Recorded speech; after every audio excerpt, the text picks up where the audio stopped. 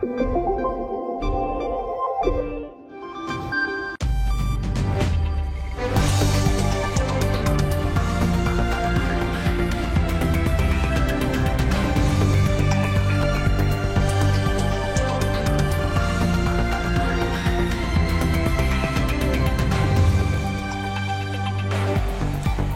à tous. Il ne s'était pas exprimé depuis la démission d'Emmanuel Macron hier. Voici la première réaction de François Hollande depuis l'Elysée. C'était il y a quelques minutes. Vous allez l'entendre, le chef de l'État manie l'ironie. Écoutez. Il y a enfin des projets qui rassemblent. Je dirais tous les projets rassemblent. Je n'ai pas vu un projet individuel. Vous savez, un projet qui serait fait par un individu pour lui-même. Il y en a qui peuvent avoir cette conception. Mais on ne peut rien faire tout seul et pour soi-même. À l'étranger, la situation dégénère au Gabon. Des affrontements ont éclaté dans la capitale Libreville immédiatement après l'annonce officielle de la réélection d'Omar Bongo à la présidence. Réélection contestée par le camp de son rival, Jean Ping, qui parle de fraude et de mascarade. Et puis c'est officiel au Brésil, Dilma Rousseff a été destituée par le Sénat. Elle est accusée, je vous le rappelle, d'avoir maquillé les comptes publics. Michel Temer va lui succéder. La cérémonie d'investiture aura lieu ce soir. À l'étranger toujours, le voyage de tous les dangers pour Donald Trump. Le candidat à la Maison-Blanche est attendu dans les minutes qui viennent au Mexique, un pays qu'il n'a cessé de stigmatiser pendant sa campagne. Bastien Hugues.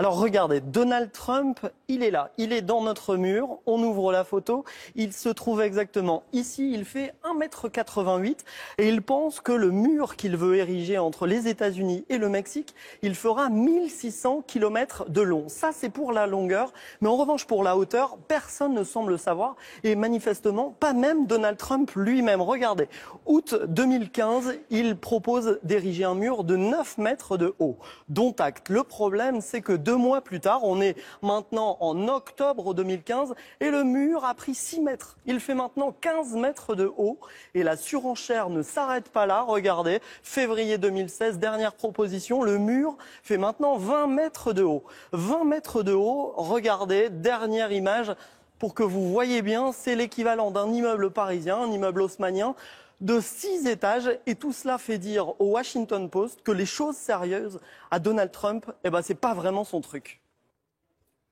Voilà pour l'essentiel de l'actu. J'ai le temps de vous montrer notre fil d'actu Internet France Info. Vous allez vous y habituer.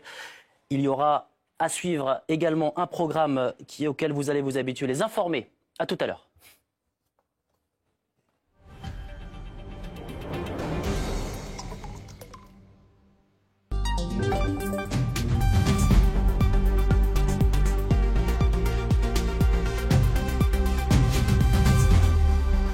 – 20h, 21h, France Info, les informés, Jean-Mathieu Pernin.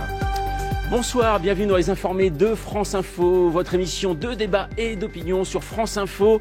Et surtout depuis 18h en fait sur franceinfo.fr, vous pouvez nous voir, quelle magie quand même que la technologie. Et puis vous pouvez réagir bien sûr grâce au hashtag les informés. Alors déjà merci pour tous vos messages de rentrée et vos encouragements. On comprend mieux maintenant pourquoi ce qui nous a poussé à quitter la plage, les vagues et le surf. La tête encore pleine de congés, nous avons un instant imaginé ce soir lancer un débat à propos d'un sujet grave en tombant sur cette dépêche et ce titre: Hauts-de-France, un radar attaqué au nain de jardin.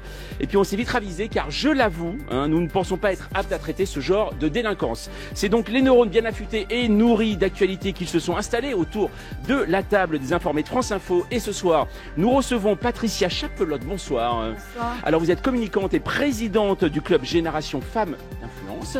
Xavier Alberti, bonsoir. Bonsoir. Vous êtes dirigeant d'entreprise, membre fondateur de La Transition. Également Alexis Corbière, bonsoir. Porte-parole de Jean-Luc Mélenchon. Et Éric Métoul de l'Express. Bonsoir Éric. Bonsoir. Et ce soir, 4 débats, mais forts d'actualité. Place de la voiture à Paris, bientôt de la préhistoire. L'Irlande se bat pour rester un paradis fiscal, à chacun ses combats. MEDEF, la seule université d'été politique. Mais pour l'instant, dans les informés de France Info, c'est l'heure de notre premier débat. Il paraît que